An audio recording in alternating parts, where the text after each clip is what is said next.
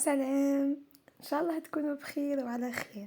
اليوم جيت نعمل معاكم لي ميني موسكوتشو اللي عاملين حاله وضجه كبيره في الاعراس وفي المناسبات في هذا الوقت.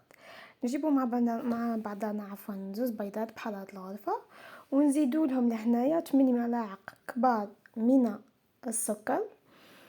نزيدوهم لهنايا تحب تطلعوهم بالبيتخان ولا بالباتور، سي كيف واش يساعدكم، كل واحد واش عنده. بعد ما ضفنا لهنايا 8 ملاعق من السكر، نزيدو نضيفو ملعقه صغيره فانيليا وقرصه تاع ملح، ونحطوهم في البيتخان تاعنا ولا نطلعوهم بالباتور تاعنا حتى يتضاعف الحجم تاعهم.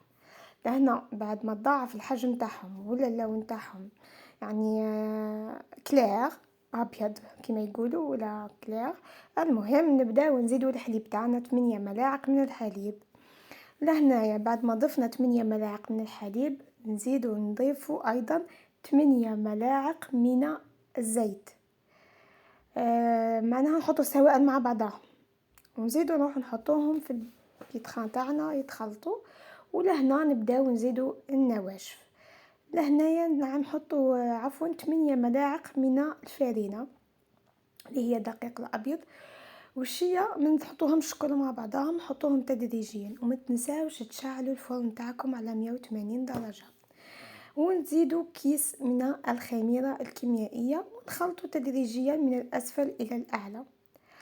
لهنا نجيبوا ليمون تاعنا وندهنوهم بالزيت، ندهنوهم مليح سورتو هذيك في النص، هذاك لو تور هذاك، باسكو راهي تلصق لو كما تدهنش مليح. راهي صرات لي ديجا ولصقولي كي ما دهنتهمش مليح من داخل. المليح دهنوهم بصوابعكم مش بالبنسو. لهنايا نحاولوا ما نعمروهمش ياسر، جست نغطيو هذيك اللي في النص، هذيك اللي طالعه، هذيك الحته اللي طالعه، ونحطوهم في الفرن على 180 درجه. ولهنا راهم خرجوا وزينتهم بالكونفيتور وسكر غلاس، وهكا كانت النتيجه. جيو خفاف وبنان يهبلوا.